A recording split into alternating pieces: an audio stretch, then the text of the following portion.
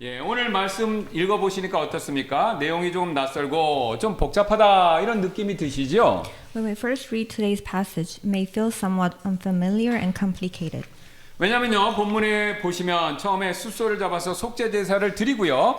그 다음에 거기서 끝나는 것이 아니라 제단을 또 정결케 하고 7일 동안 기름을 발라서 거룩하게 구별하라. 이런 굉장히 여러 가지 명령이 나오기 때문에 그렇죠. In this passage, we see commands to sacrifice a bull for atonement, cleanse the altar, and consecrate it by anointing it with oil for 7 days. 이것이 전부가 아니라 또 매일 아침과 저녁마다 어린 양 한 마리씩을 잡아서 하나님께 드리라라는 규례도 기록되어 있죠. It also includes the regulation to offer a lamb to God every morning and evening. 그래서 우리는요, 이런 말씀을 읽을 때 자연스럽게 이런 생각이 떠오르게 되는데요. So when we read such instructions, we naturally begin to think this way. 왜 하나님께 나아가는 길은 이렇게 복잡해 보일까요? 또 왜 이렇게 엄격한 절차들이 필요한 것일까요? 이런 질문들이죠. Why does the way to approach God seem so complicated? Why are such strict procedures necessary? 하지만 오늘 본문 말씀을요, 조금 더 우리가 신중하게 자세히 들여다보시면요, 이 규례들의 중심에는 차갑고 무서운, 그러니까 차갑고 의미 없는 형식주의가 있는 것이 아니라요, 오히려 죄인을 향한 하나님의 깊은 은혜가 담겨 있다라는 사실을 발견할 수 있습니다. However, when we look more closely at today's passage, we discover that at the heart of these regulations is not cold and frightening formalism, but rather God's deep grace towards sinners. 여러분, 하나님은요, 거룩하시지만요, 죄인을 멀리하시는 분이 절대로 아니시죠. God is not one who distances himself from sinners. 오히려 자신이 거룩하신 것처럼 죄인들도 거룩하도록 변화시키셔서 자신의 앞으로 나오게 하시고요, 결국에는 자기 백성 가운데 거하기를 기뻐하시는 그분이 바로 우리 하나님이십니다. Rather, he transforms sinners into holiness, brings them near to himself, and delights to dwell among his people. 그래서 오늘 본문은요, 하나님께서 죄인들을 어떻게 거룩하게 하시고 또 어떻게 자기 백성들과 함께 하기를 원하시는지 우리에게 세 가지 중요한 모습으로 다가오시는데요. Therefore, today's passage shows us in 3 important ways how God makes sinners holy and how he desires to dwell with his people. 그 중에 첫 번째 모습은 바로 하나님은요, 피 묻은 제단을 통해 죄인들을 거룩하게 만드신다라는 사실을 알려주고 있습니다. The first aspect is that God makes sinners holy through a blood-stained altar. 여러분 다 같이 36절, 37절 말씀 또 한번 보도록 하겠습니다. Let us all look again at verses 36 and 37 together. 또 너는 날마다 속죄를 위한 죄 헌물로 수수 한 마리를 드리고, 자 보세요. 속죄를 위해서 수수 한 마리를 드리고 거기서 멈추는 것이 아닙니다. 또 제단을 위해 속죄를 했을 때는 제단을 위해서 또 속죄를 하라 그런 거죠. 제단을 정결하게 하고 그것에 기름을 부어 그것을 성별할지니라. 37절. 너는 이래 동안 제단을 위해 속죄하여 그것을 성별할지니라. 그리하면 그 제단이 지극히 거룩한 제단이 될 것이요. 마지막이 중요합니다. 그 제단에 닿는 것은 무엇이든지 거룩하게 되리라.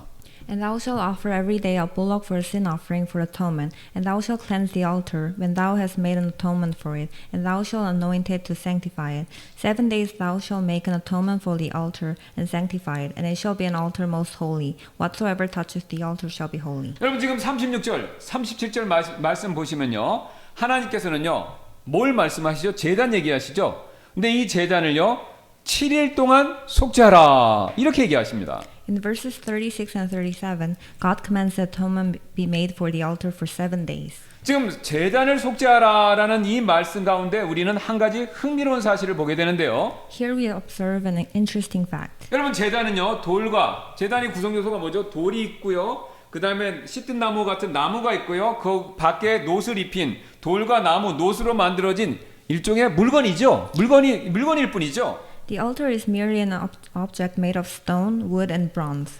여러분 이 제단은요 사람처럼 스스로 죄를 짓는 것도 아니고 도덕적 책임을 가지고 있는 것도 아니지 않습니까? The altar does not sin, nor does it bear any moral responsibility. 그럼에도 하나님께서는요 그 제단을 아무렇게나 사용하도록 두시지 않고 오히려 피로 정결하게 하고 거룩하게 구별하라 이렇게 명령하십니다. Yet God does not allow it to be used carelessly, but commands that it must be cleansed with blood and set apart as holy. 그리고 이어지는 문맥에 따라 37절에서 우리에게 굉장히 놀라운 사실 한 가지를 이렇게 보여주고 있습니다. And verse 37 reveals a very remarkable truth to us. 너는 이래 동안 제단을 위해 속죄하여 그것을 성별할지니라. 앞에서 수수와 피 이런 걸로 기름으로 이렇게 성별했죠. 그리하면 그 제단이 지극히 거룩한 제단이 될 것이요 그 제단에 닿는 것은 무엇이든지 거룩하게 되리라. 7 days thou shalt make an atonement for the altar and sanctify it, and it shall be an altar most holy. Whatsoever touches the altar shall be holy. 지금 여러분 성경은요 제단을 위해서 속죄하고 그렇게 하면요 그 제단에 닿는 것은 무엇이든지 거룩하게 될 것이다 이렇게 말씀합니다. Now the scripture says that atonement is to be made for the altar, and then whatever touches the altar shall become holy. 여러분 지금 이 말씀에는요 굉장히 매우 놀라운 의미가 담겨 있습니다. This statement carries a very remarkable meaning. 지금 이 구절에서 말씀하시는 이 진리는요 우리가 살아가는 이 세상의 질서와는요 완전히 정반대이기 때문에 그렇습니다. Because it is the exact opposite of the order of the world we live in. 여러분 제가 말씀드리고자 하는 것은 이것인데요. 자, 여러분 이 세상에서 사시다 보면요 보통 이 세상에 있는 것들은요 보통 깨끗한 것이요 더러운 것에 딱 닿으면 어떻게 됩니까? 깨끗한 것이 깨끗해지는 게 아니라 더러워지죠. 이게 보통 상식이죠. Normally when something clean touches something unclean, the clean thing becomes defiled. 그래서 쉬운 예로 맑은 물에 흙이 들어가면 그 맑은 물이 흙을 깨끗하게 하는 것이 아니라 물이 더러워지죠. 또 깨끗한 옷에 진흙이 닿으면 그 진흙이 깨끗해지는 것이 아니라 오히려 깨끗했던 옷이 더러워집니다. If dirt enters clear water, the water becomes dirty. If clean clothes touch mud, they become stained. 질병은 더더욱 그런데요. 아무리 오늘 아프셔도 못 오신 분들이 또 많은데 아무리 건강한 사람이라고 하더라도 평소 건강하다 하더라도 병균이 닿으면 어떻게 됩니까? 아프게 됩니다. The same is true with disease. No matter how healthy a person is, if germs touch them, they can become sick. 그래서 이처럼 세상의 일반적인 질서는요. 더러운 것이나 나쁜 것에 접촉을 하면 그것에 영향을 받아서 그것에 접촉한 것들이 아무리 깨끗하고 아무리 온전하다 하더라도 반대로 더러워지고 함께 나빠져 버립니다. In this world, the general order is that contact with impurity or evil leads to becoming impure and corrupted as well. 그래서요, 이 사실 때문에 레위기가 기록된 겁니다. 여러분 레위기에 보면요, 엄청나게 하나님께서 하라는 것과 하지 말라는 것이 있는데 그 하라는 것과 하지 말라는 것에 맨 밑에 깔려 있는 원리는 뭐냐면요, 정결례입니다. 깨끗하게 하는 거예요. 왜? 이 세상에 있는 것은 너무 쉽게 부정해지니까 그 부정한 것을 어떻게 깨끗하게 할 것인가, 이거에 대한 규칙이 레위기인데, 그래서 구약 율법에서는요 방금 말씀드렸던 것처럼 부정한 것이 닿으면 그 사람이 똑같이 부정하게 된다라는 것을 레위기에서 수없이 말씀하죠. That is why the Old Testament law teaches that a person becomes unclean by touching what is unclean. 그런데 오늘 본문에서는요 전혀 정반대의 다른 일이 벌어지고 있습니다. But in today's passage, something completely different happens. 그 제단에 닿는 것은 무엇이든지 어떻게 된다고요? 거룩하게 되리라. Whatever touches the altar shall become holy. 여러분 이건 성경 전체에서 매우 특별한 선언이 됩니다. This is a very special declaration. 부정한 것이요 거룩함을 더럽히는 것이 아니라, 이게 보통 일반 원리인데 반대로 거룩함이 부정함을 변화시키는 일이 일어난다라는 뜻이기 때문에 그렇죠. It means that instead of impurity defiling holiness, holiness transforms impurity. 자, 여러분 이게 만약에 이게 제단이라고 생각해 보시기 바랍니다. 이 제단이요, 그래서 제단이 닿는 게 다 깨끗해지는 겁니다. 자, 그럼 이렇게 제단이라는 물건이 깨끗하게 만들어주니까 제단이라는 물건 자체에 어떤 신비한 힘이 있다, 이 뜻이 아니죠. Of course, this does not mean that the altar itself has some mystical power. 성경은 구약의 제단이 궁극적으로 가리키는 실체가 바로 예수 그리스도의 십자가다라고 말씀하고 있습니다. The Bible teaches that the Old Testament altar ultimately points to the cross of Jesus Christ. 그리고 여러분 지금 구약의 이 제단이 모형적으로 상징하고 있는 이 십자가는요, 그 십자가가 골고다에 세워졌었을 때 실제로 그것이 하나님께서 그 십자가를 허락하셨을 때 그 십자가에서 놀라운 일이 벌어졌죠. And it is on that very cross that something extraordinary happens. 앞에서 말씀드린 것처럼 이 세상에서 더러운 것이 깨끗한 것을 더럽히지만 예수님이 십자가에 달리셨었던 그 십자가에서는요, 정반대 일이 일어난 것입니다. In this world, the unclean defiles the clean, but on the cross where Jesus was crucified, the opposite takes place. 그래서 예수님께서는요, 이 사실을 보여주기 위해서 십자가에 못 박히시기 전부터 죄인이 예수님께 가까이 가기만 하면, 자, 원래 죄인이 예수님께 가까이 가면 예수님이 부정해져야 되는데, 구약의 원리대로면요, 예수님이 부정해지는 것이 아니라 예수님께 가까이 갔던 죄인이 오히려 깨끗해지는 이 세상과는 반대 현상이 일어났던 것입니다. So when a sinner comes near to Jesus, it is not Jesus who becomes defiled, but the sinner who becomes clean. 여러분, 그래서 사복음서에 왜 나병 환자 이야기가 나왔냐면요, 구약의 용례에 따르면요, 나병 환자가 보통 건강한 사람을 가까이 가서 접촉을 하면 그 건강한 사람도 어떻게 되면요, 부정한 사람이 됩니다. 그런데 이 원리에 유배되게 나병 환자가 예수님께 손을 대었었을 때, 그러면 구약의 원리대로면 예수님이 부정하게 돼야 되는데, 정반대로 예수님이 부정하게 되기는커녕 문둥병자가, 나병 환자가 오히려 깨끗하게 되는 그런 역사가 일어난 것이죠. For example, when a leper reached out to Jesus, it was not Jesus who became unclean, but the 여러분, leper 혈류병을 아는 열두의 혈류병을 아는 여인도 생각나시죠? 그 여인이요, 왜 앞으로 가서 예수님을 못 만졌냐면요, 예수님께 가려면요, 사람들이 비켜줘야 돼요. 근데 사람들이 안 비켜줍니다. 왜냐면요, 이 혈류병 여인은 부정한 사람이에요. 그러니까 부정한 사람이 나한테 오는 걸 싫어하기 때문에 사람들이 못 가게 하는 겁니다. 그러니까 예수님께 도저히 갈 수 없으니까 이 여자가 어떻게 된 거예요? 뒤로 자기가 혈병 있는 걸 속이고 뒤로 몰래 가서 예수님께 손을 딱 댔죠. 자, 그럼 보통 사람, 다른 사람에게 손을 댔으면요, 그 사람이 부정하게 돼야 되는데 놀라운 일이 벌어졌습니다. 오히려 그 여인이 깨끗하게 되면서 혈류병이 낫는 역사가 이루어진 것이죠. When the woman with a bleeding condition touched others, they became unclean, but when she touched Jesus, she was made clean and healed. 그래서 죄인들이 예수님께 나왔었을 때 예수님이 더러워지는 것이 아니라 죄인들이 용서를 받고 오히려 정결하게 되는 놀라운 역사들을 성경이 기록하고 있는 것입니다. When sinners came to Jesus, he was not defiled. Instead, they were forgiven and made clean. 여러분, 그렇다면 이런 일이 어떻게 가능할 수 있었을까요? Why is this possible? 자, 바로 앞에서 제단을 깨끗하게 하는 것이 뭐였습니까? 숫소의 피였죠. 그와 동일하게 그리스도의 보혈은요, 죄를 깨끗하게 하는 능력이 있기 때문에 그 사실을 보여주는 것이죠. Because the blood of Christ has the power to cleanse sin. 그래서 히브리서는요, 그 사실을 이렇게 9장 14절에서 명확하게 밝히고 있는데요. That is why the book of Hebrews says this.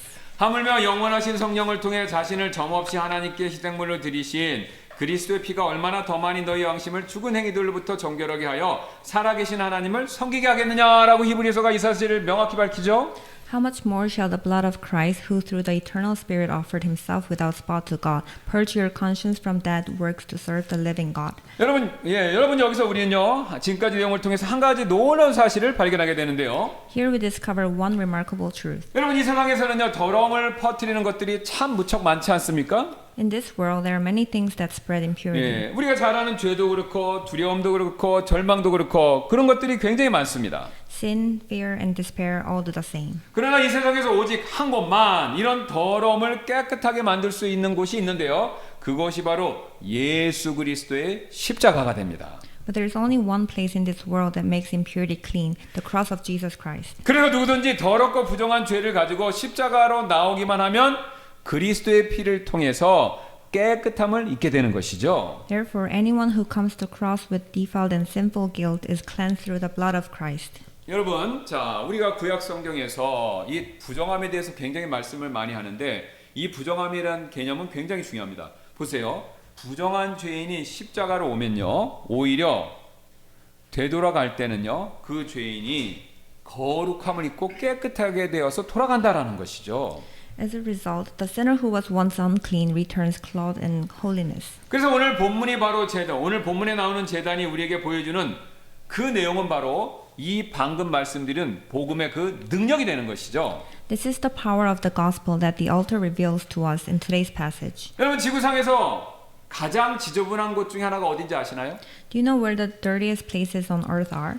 대도시의 하수구, 공장의 폐수가 흘러나오는 강물줄기들, 그리고 온갖 쓰레기가 모이는 하천들이 이 세상 지구에서 지금 가장 더러운 지저분한 곳 중에 하나지 않습니까? They are the sewers of big cities, rivers filled with industrial waste, and streams where all kinds of garbage collect. 여러분 여기 안양천인데 불과 수십 년 전만 해도 여기 굉장히 물이 지저분했습니다. 냄새나는 그런 물들이었죠. 그래서 그런 더러운 물에 안양천 옛날에 그 더러운 물에 이런 물이 너무 더러우니까 손만 넣어도 병에 걸릴 것 같고요. 그 다음에 깨끗한 물을 한 컵 보아도 그 더러운 물이 금세 깨끗한 물을 오염시켜 버리죠. Such waters are so filthy that even putting your hand into them feels dangerous, and even a cup of clean water poured in is quickly contaminated. 즉 앞에서 말씀드린 것처럼 더러운 것이 깨끗한 것을 이긴다라는 그 증거들이죠.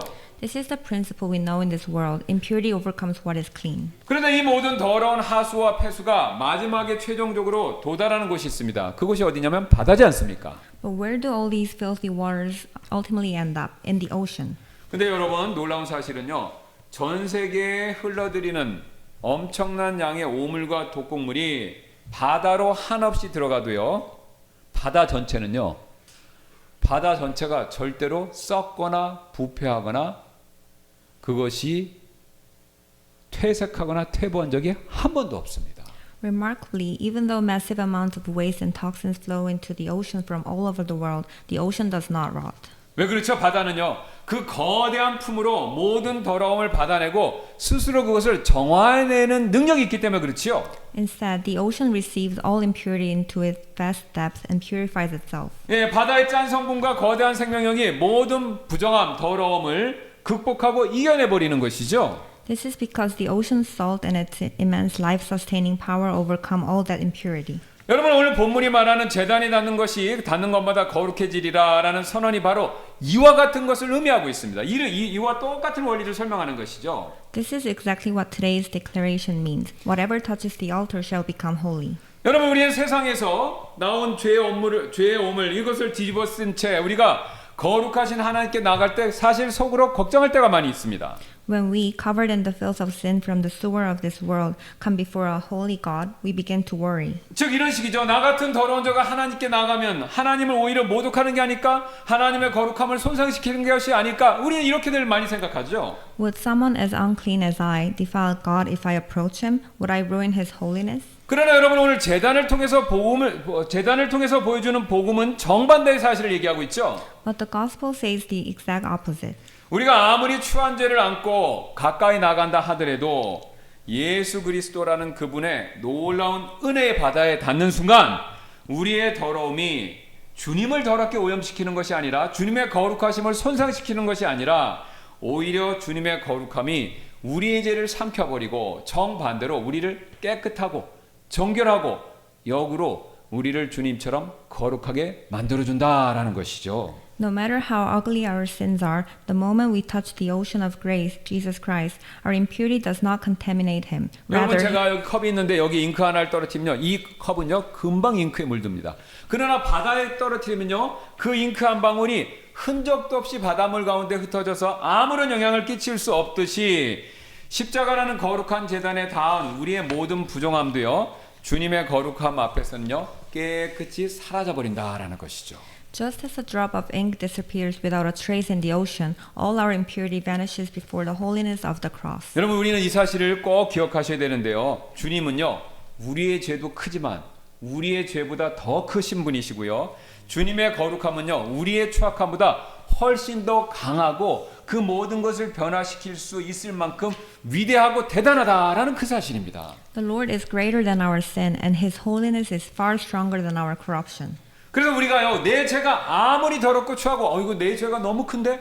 이거 하나님께서 이 죄를 어떻게 나를 거룩하게 바꿔주실 수 있을까? 깨끗하게 해주실 수 있을까라고 생각하고 멈춰서는 안 되고, 언제나 우리는요, 하나님께서 세우신 십자가 제단 앞으로 항상 담대히 나아가셔야 합니다. Therefore, no matter how filthy or shameful our sins may be, we must always come to the altar of the cross. 왜냐하면요 십자가에서 깨끗하게 되지 않을 죄가 전혀 없기 때문에 그렇죠. Because there is no sin that cannot be cleansed at the cross. 지금까지 우리는요, 하나님께서 그리스도의 십자가의 피로 우리를 거룩하게 구별하셨다, 구별하실 수 있다라는 사실을 살펴봤는데요. So far, we have seen that God sets us apart as holy through the blood of Christ on the cross. 여기서 우리 한 가지 질문이 생깁니다. But here, an important question arises. 하나님 왜 우리를 그토록 깨끗하게 해주시려는 것일까요? 하나님께서 정결하게 해주시는 이유에 대해서 우리가 궁금증이 생기는데요. Why does God desire to cleanse us so completely? 단지 우리를 죄 없는 상태로 만드시는 것이 전부이기 때문에 그렇게 하신 것일까요? 아니죠. Is it simply to make us sinless? No. 왜냐하면 하나님은요, 우리를 깨끗하게 하신 이유는요, 바로 우리와 깨끗하게 하신 이후에 만나시기 위해서입니다. The reason God cleanses us is so that He may meet with us. 그 사실을 오늘 본문이 이렇게 보여주는데 38절부터 43절 말씀 보시겠습니다. Today's passage shows us this truth. Let us all look together at verses 38 through 43. 38절입니다. 이제 내가 제단 위에 드릴 것은 이러하니 날마다 계속해서 1년 된 어린 양 2마리를 드릴지니라. 너는 한 마리 어린 양은 아침에 드리고 다른 양은 저녁에 드리며 40절 어린 양 한 마리에 밀가루 10분의 1과 찌은 기름 4분의 1 흰을 섞고 흰은 여기 크기 단위죠. 또 음료 헌물로 포도 음료 4분의 1 흰을 드릴지니라. 또 다른 어린 양은 저녁 때에 드리되 아침에 음식 헌물과 그것의 음료 헌물대로 드려 향기로운 냄새가 되게 하여 불로 만들어 주께 드리는 헌물로 삼을지니라.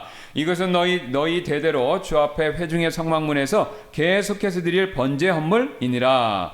내가 거기에서 너희와 만나고 거기서 내게 말하리라. 또 내가 거기에서 이스라엘 자손을 만나리니 내 영광으로 인하여 회중의 성막이 성별되리라. Now this is that which thou shalt offer upon the altar, 2 lambs of the first year day by day continually. The one lamb thou shalt offer in the morning, and the other lamb thou shalt offer at even. And with the one lamb 1/10 deal of flour mingled with the 4th part of an hin of beaten oil, and the 4th part of an hin of wine for a drink offering. And the other lamb thou shalt offer at even, and shall do thereto according to the meat offering of the morning, and according to the drink offering thereof, for a sweet savor, an offering made by fire unto the Lord. This shall be a continual burnt offering throughout your generations at the door of the tabernacle of the congregation before the Lord, where I will meet you, to speak there unto thee. And there I will meet with the children of Israel, and the tabernacle shall be sanctified by my glory. 여러분 지금 내용이 뭡니까? 하나님께서 이스라엘 백성에게 매일 2마리의 어린 양을 드리라. 이 내용이죠. 이렇게 명령하신 것이죠. In this passage, God commands the Israelites to offer 2 lambs every day. 근데 이 2마리를 한 마리는 언제요? 아침에. 그다음에 다른 두 번째는요? 저녁에. 이거죠? One was to be offered in the morning and the other in the evening. 근데 이 제사는요, 특별한 절기에 드리는 제사가 아니라 매일 반복되는 7일 동안 매일 반복되는 제사였습니다. This was not a special festival sacrifice, but a daily continual offering. 그래서 성경은 이것을 특별히 상번제, 늘상자를 써서 상번제. 왜냐하면 늘 드리는 번제다, 상번제라고 부르는데요. Therefore, the Bible calls this the continual burnt offering. 즉 끊이지 않고 드리는 번제 제사다. 이 뜻이죠. It means an unceasing burnt offering. 다른 제사가 드려지든지 드려지지 않든 상관없이 이 제사만큼은요, 매일 반드시 드려져야 됐다는 것이죠. Whether or not other sacrifices were offered, this one had to be offered every single day. 그런데 여러분 이 상번제에는요, 놀라운 복음의 의미가 숨겨져 있었습니다. And within this continual offering lies a profound gospel meaning. 성경에는 직접적으로 나오지 않지만요, 유대 전통에 따르면요, 보통 이 아침 상번제는요, 대략 우리 시각으로 오전 9시경에 드려졌다고 합니다. According to Jewish tradition, the morning offering was presented around 9 a.m. 그리고 저녁 상번제는요, 한밤중에 드린 것이 아니라 역사학자 요세푸스나 유대 문헌에 따르면요, 대략 오후 3시경, 그러니까 9시에 오전 상번제, 오후 3시에 저녁 상번제 이렇게 드렸다는 거죠. And according to historian Josephus and Jewish writings, the evening offering was made around 3 p.m. 그런데 복음서를 보면요, 매우 놀라운 사실들이 기록되어 있습니다. But the Gospels record something remarkable. 예수님께서 십자가에 못 박히신 시각이 바로 오전 9시입니다. Jesus was crucified at 9 a.m. 마가복음 15장 25절인데 나중에 가서 꼭 한번 확인해 보시기 바랍니다. 물론 그 시각은 유대인 시각인데 지금 오늘날 우리 시각으로 환산하면요, 오전 9시가 되고요. 그리고 예수님께서는요, 오후 정확히 3시에 다 이루셨다라고 말씀하시고 숨을 거두시는 장면이 마가복음 15장 34절 37절에서 나오고 있습니다. And at 3 p.m. he breathed his last, saying, "It is finished." 여러분 이게 결코 우연이 아니지 않습니까? This is no coincidence. 지금 수백 년 동안 아침과 저녁마다 죽임을 당하던 어린 양, 그 어린 양은요, 장차 오실 참된 어린 양이신 예수 그리스도를 정확히 보여주는 그림자, 모형이었다라는 것이죠. For hundreds of years, the lambs slain morning and evening were shadows pointing to the true lamb to come, Jesus Christ. 그래서 예수님께서는요, 정확히 저녁 상번제가 드려지는 그 시각에 십자가에서 죽임을 당하신 것이죠. And Jesus died at the very hour when the evening sacrifice was offered. 이 사실은요, 하나님께서 우리에게 다음과 같이 선언하시는 것과 같은데요. It is as if God were declaring this. 이제 그림자는 끝나고 참된 어린 양이 왔다라는 그런 놀라운 선언이죠. The shadow is over, the true lamb has come. 그래서 구약의 제사는 그림자였었고요. 구약의 상번제 제사는 그림자였고 지금 십자가에서 보여주신 예수님은요. 그 실체가 되었던 것이죠. The Old Testament sacrifices were shadows, but Jesus was the reality. 그리고 여기서 더 놀라운 말씀이 42절에 나오는데요. And here comes a very remarkable statement, verse 42. 내가 거기에서 너희와 만나고 거기서 내게 말하리라 라고요. Where I will meet you to speak there unto thee. 여러분 성막의 목적은요. 단지 하나님께서 제사를 받기만 하는 그런 장소가 전부가 아니었습니다. The purpose of the tabernacle was not merely to be a place for receiving sacrifices. 여러분 하나님의 목적은요. 제사를 통해서 하나님과 만나게 하는 그 일이었다는 것이죠. God's purpose was meeting. 이것이 오늘 본문이 말씀하시는 의미의 핵심입니다. This is the heart of today's passage. 하나님은요. 자신의 백성을 피하는 분이 아니라 적극적으로 만나기를 원하시는 분이다. 이걸 알려주고 있죠. God is not one who avoids his people, but one who meets with them. 또 만나서 말씀해 주기를 원하시는 분이다. 이것도 말씀하시고요. He is also the one who speaks when he meets with them. 여러분 생각해 보세요. 교제라는 것이 뭡니까? 만나기만 하는 게 아니죠. 만나서 이야기를 나누는 것. 이게 교제지 않습니까? 바로 하나님께서는요. 이스라엘 백성을 만나 주시고 그들과 이야기하시는 걸 원하신다. 이것은요. 교제를 하기를 원하신다라는 것을 여실히 보여주고 있습니다.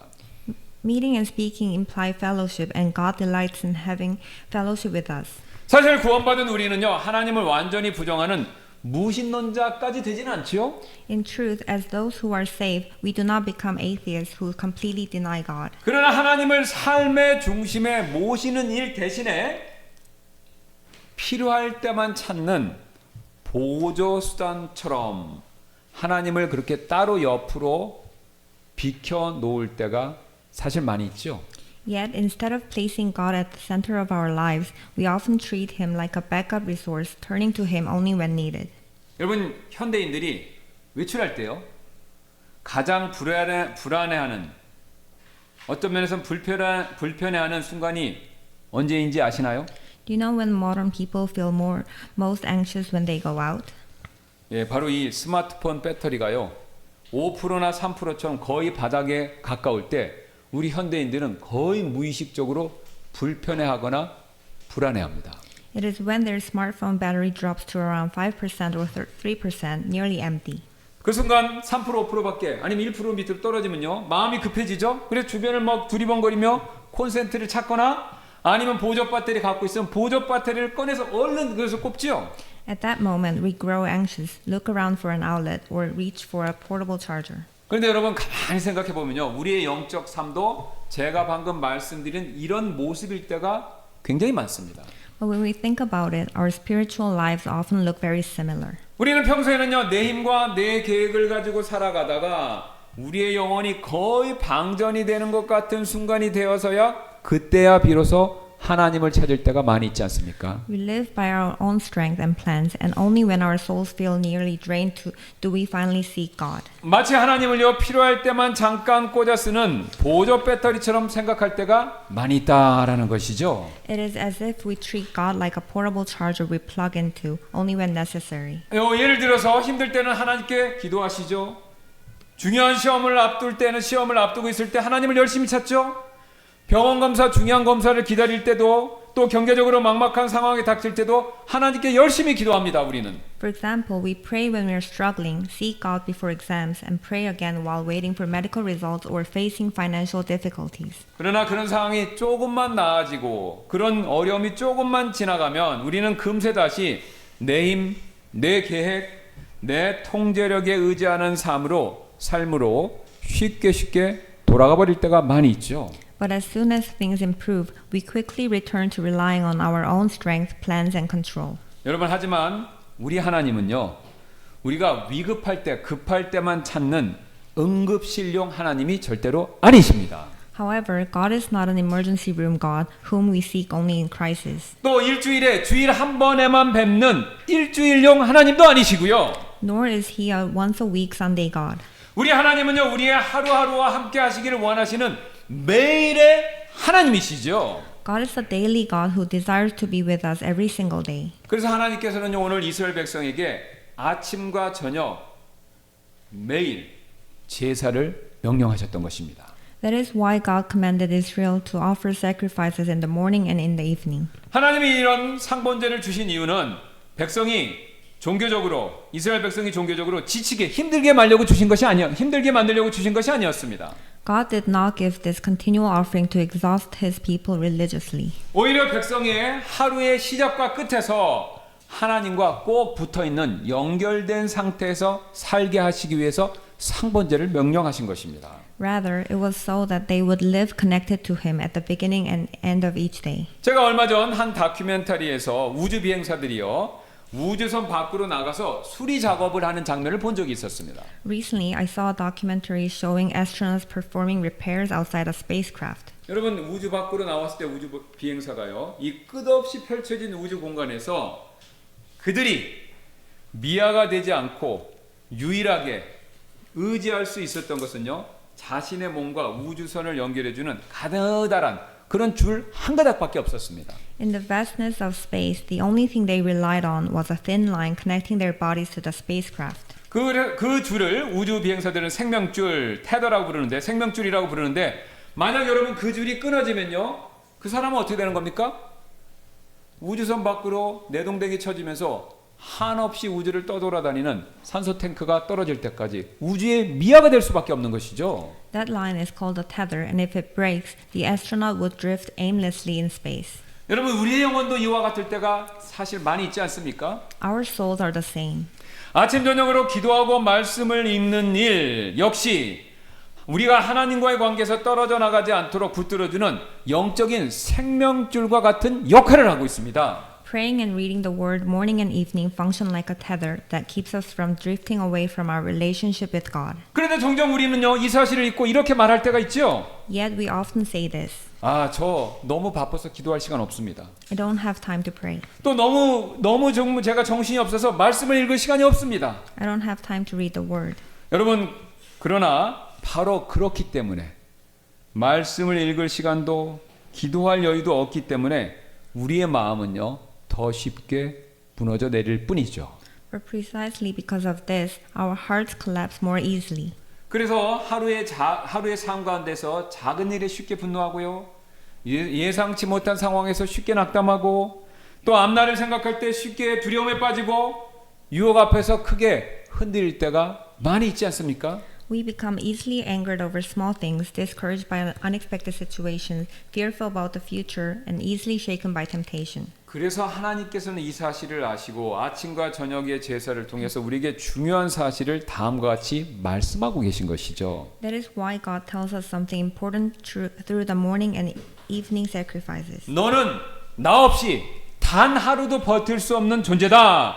그러므로 날마다 나를 찾으라. 그리하면 내가 너를 만나주리라. 바로 이것이 하나님께서 우리에게 주시는 메시지입니다. You cannot live a single day without me. Therefore seek me daily, and I will meet with you.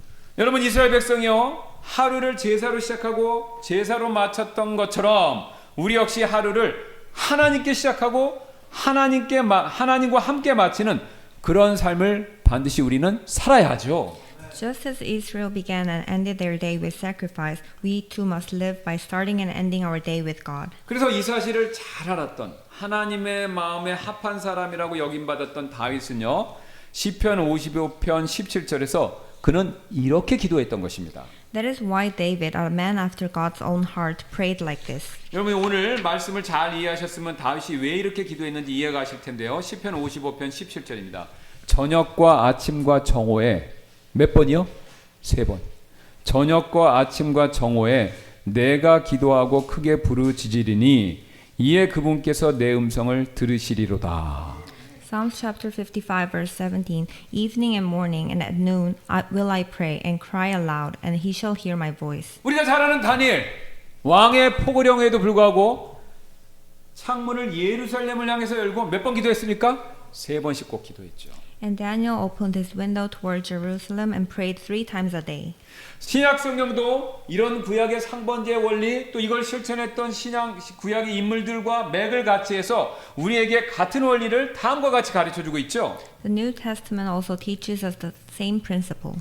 오히려 더 우리에게 기도를 강조하죠. 이렇게 데살로니가전서 5장 17절 쉬지 말고 기도하라. 빌립보서 4장 6절 아무것도 염려하지 말고 오직 모든 일에 기도와 간구로 너희 구할 것들을 감사함으로 하나님께 아뢰라 라고요.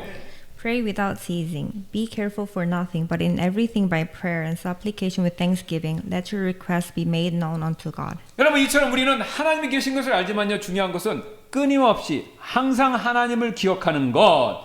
이 항상 하나님을 아침, 저녁, 점심 이렇게 항상 하나님을 기억하는 것이 우리의 신앙을 유지시켜주고요. 성장시켜주는 데 있어서 가장 중요한 필요 가운데 하나다라는 사실을 우리는 명심해야 되죠. In this way, continually remembering God is one of the most essential needs for sustaining and growing our faith. 그래서 이 사실을 잘 알았던 다윗이 시편 16편 8절에서 이렇게 고백했던 것입니다. That is why David made this confession. 내가 주를 항상 내 앞에 모셨으니 어디 앞에요? 항상 내 앞에 모셨으니 그분께서 내 우편에 계시기 때문에 내가 흔들리지 아니하리로다. I have set the Lord always before me, because he is at my right hand, I shall not be moved.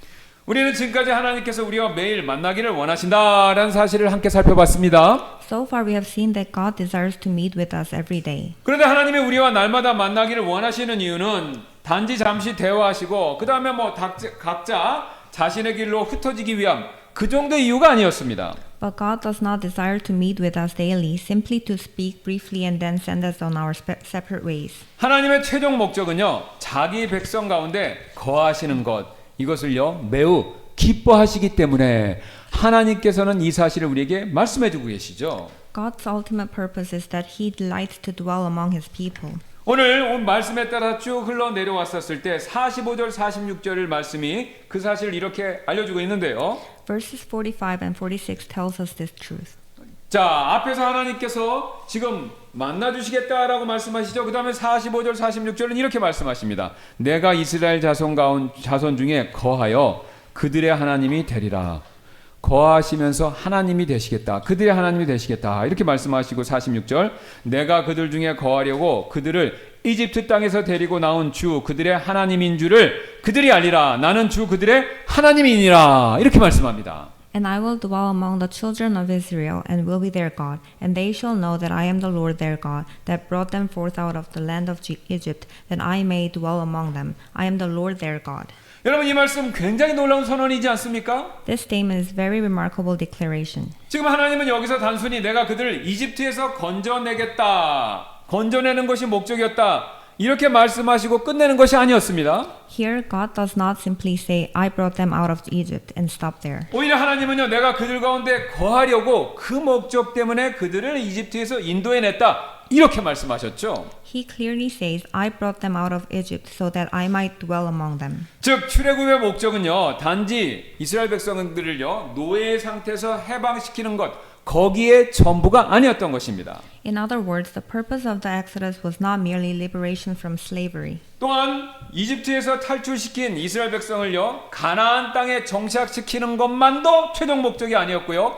그 가운데서 200만이 넘는 하나의 민족을 형성시키는 것 그것만도 최종 목적이 아니었다는 거죠. It was not simply about settling in the land of Canaan or forming a nation. 오히려 하나님이요 그 백성 가나안 땅에 정착한 오늘 아까 어린이 예배 때 보여준 것처럼 별같이 많은 수많은 그 백성 한가운데 함께 거하시는 것 이것이 바로 출애굽의 궁극적인 목적이었다라는 사실을 말씀하고 계십니다. The ultimate purpose of the Exodus was that God would dwell with His people. 그래서요 우리 하나님은요 멀리 떨어진 하늘에서 통치만 하시는 분이 절대로 아닙니다. Therefore, God is not one who merely rules from a distant place. 오히려 하나님은요 자기 백성 한가운데 거하기를 원하시는 분이십니다. Rather, he desires to dwell among his people. 여러분 이것이 바로 거하실 목적으로 성막이 존재했던 거고요. 거하실 목적으로 제사장 제도가 세워졌던 것이고요. 거하실 목적으로 제사가 끊임없이 드려졌던 것입니다. This is why the tabernacle existed, why the priesthood was established, and why sacrifices were continually offered. 즉 하나님은 자기 백성과 함께 하시기 위해서 이 목적에 부합하기 위해서 그들을 거룩하게 만들어 주시고 속죄해 주시고 또 날마다 만나 주셨던 것이죠. God made his people holy, atoned for them, and met with them daily so that he could dwell among them. 그리고 지금 하나님이 보여주신 이 모든 계획은요 결국 궁극적으로 예수 그리스도 안에서 완전히 성취되었습니다. And all of this plan is ultimately fulfilled in Jesus Christ. 여러분 예수님 이름 가운데 여러 가지가 있는데 이것과 관련된 한 가지 이름이 있죠? What is one of the names of Jesus? 어떤 이름이죠? 임마누엘. 곧 하나님이 우리와 함께 계신다. 우리와 함께 계시는 하나님. 그게 임마누엘은 이름의 뜻이지 않습니까? Emmanuel, which means God with us. 그래서 구약의 성막은 하나님이 자기의 백성과 함께 하시겠다라는 약속을 보여주는 일종의 그림자 모형이었죠. The tabernacle in the Old Testament was a shadow showing God's promise to dwell with his people. 그런데 그 성막의 모형으로 가르쳐주는 그 본체가 누구였습니까? 그분이 바로 예수 그리스도였죠. But Jesus is the reality to which the shadow pointed. 자, 여러분 보세요. 지금 구약에서는요. 하나님이 구약에서 성막에 보세요. 하나님이 계시는데 그냥 계실 수 없으니까 이스라엘 백성이 그냥 거하시면 죽지 않습니까? 그러니까 죽지 않게 하기 위해서 뭘 덮으셨습니까? 성막과 휘장을 덮으셨죠. 똑같습니다. 예수님 역시 자신의 백성 가운데 그냥 오시면 백성들과 함께 살 수가 없으니까 덮긴 덮었는데 뭘로 덮으셨습니까? 이번엔 사람의 몸으로 사람의 육신으로 자신을 덮고 자신의 백성 가운데 함께 하신 것입니다.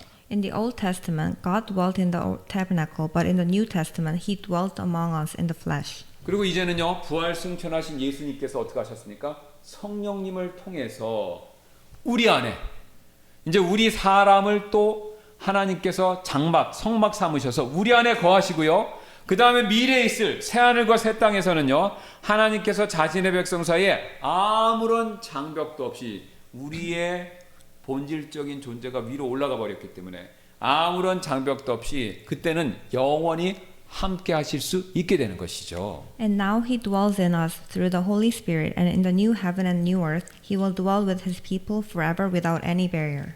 여러분 그래서요 영원한 삶을 약속받은 성도들의 가장 큰 복은요 이 땅에서 내가 겪고 있는 인생의 문제가 모두 해결되는 거 이게 가장 큰 복이 아닙니다. Therefore, the greatest blessing for a believer is not that all life's problems are solved. 성도에게 주어지는 가장 큰 복은요 하나님이 우리와 함께 계신다는 이 놀라운 사실입니다. The greatest blessing given to a believer is that God is with us. 우리는 종종 삶의 행복을요 문제를 해결받는 것, 내 아이의 삶의 어려움을 해결받는 것 이게 삶의 행복이다 이렇게만 생각할 때가 많이 있죠. We often think of happiness as simply having our problems solved. 그래서 뭐 병이 낫거나 형편이 좋아지거나 가정이 안정되거나 자녀가 잘 되고 또 어떤 정한 그 일들이 미래에 대한 계획들이 확고해지고 이런 것들을 삶의 행복한 모습이다. 이게 그 삶의 행복한 모습의 전부라고 생각할 때가 많습니다. We consider things like healing from illness, improved circumstances, stable families, successful children, and the absence of worries as signs of happiness. 물론 이런 것들은 선하고요. 하나님 때때로 우리에게 이런 은혜를 우리에게 풍성하게 베풀어 주시는 것이 사실이죠. Of course, God does at times grant us such blessings. 그러나 오늘 본문은요. 그것보다 더 깊은 진리를 우리에게 알려주고 보여주고 있습니다. But today's passage reveals a deeper truth. 여러분 하나님이 주시는 최고의 선물은요. 하나님이 주시는 어떤 선물이 아니라 하나님 그분 자신이 됩니다. The greatest gift God gives is not what he gives, but God himself. 그렇다면 우리가 정말로 하나님을 나는 최고의 선물입니다 라고 그렇게 사랑하고 믿고 있는지 아니면 하나님이 주시는 것만을 사랑하는지 어떻게 알 수 있을까요? Then how can we know whether we truly love God or only what he gives? 여러분 다음과 같은 질문을 지금 이 시간 이 자리에서 한번 스스로에게 한번 던져보시기 바랍니다. Ask yourself this question. 내 삶에 많은 것들이 흔들리고 내가 의지하는 것들이 사라져도 하나님이 여전히 나와 함께 하신다. 함께 계신다라는 그 사실만으로 여러분 만족하실 수 있나요? If many things in my life are shaken and what I rely on disappears, would I still be satisfied with God alone if He remains with me? 이 질문이 어쩌면 저와 여러분에게 큰 도전이 될 수도 있습니다. This question may challenge us deeply. 왜냐하면 우리는 종종 하나님보다 하나님 주시는 인정, 안정, 성공, 보호응답 이런 것들을 더 원할 때가 많이 있죠. Because we often desire the stability, success, protection, and answers God gives more than God Himself. 그러나 성경에서 말하는 복음은요, 우리에게 다음과 같이 분명한 사실을 이야기하고 있죠. But the gospel clearly tells us 바로 하나님 자신을 얻는 것이 가장 큰 구원이다라고요. that gaining God Himself is the greatest salvation. 여러분 시편 기자가 왜 하늘에서 주의 누가 내게 있으리오라고 그런 고백을 했겠습니까? Why did psalmist confess, "Whom have I in heaven but Thee"? 그는 하나님을요, 내 자신의 필요를 위해 무엇을 얻기 위한 수단, 그 정도로 하나님을 생각했던 것이 아니었죠. Because he did not see God as a means to get something for his own needs. 여러분 그 시편 기자에게 있어서는요, 하나님 자신이 자신의 삶의 목적이었던 것입니다. For him, God Himself was the goal. 그래서 우리는요, 이 진리 앞에서 다시 한번 힘을 얻을 수 있는데요. Therefore, we must be strengthened again by this truth. 왜냐면요, 하나님이 구원받은 우리 가운데 거하신다라는 것은요, 우리가 결코 혼자가 아니다라는 그 뜻을 의미하기 때문에 그렇죠. Because God dwelling among us means we are never alone. 그래서 여러분, 내 주변 사람들이 나를 알아주지 않아도, 또 내 눈물을 누구에게 보일 수 없어도, 또 내 마음이 무너지는 순간이 찾아와도, 인생이 흔들리는 것처럼 느껴질 때도, 여러분, 하나님은 멀리 계신 분이 절대로 아니죠. Even if no one recognizes us, even if our tears are unseen, even when our hearts break and life feels shaken, God is not far away. 그분은 가까이 계시고요, 우리와 함께 하시는, 자신의 백성 가운데 거하시는 하나님이시기 때문에 우리는 삶의 어려움이 있다 하더라도 낙심하거나 좌절하거나 또는 뒤로 물러날 이유가 전혀 없습니다. Because He is the God who dwells among His people.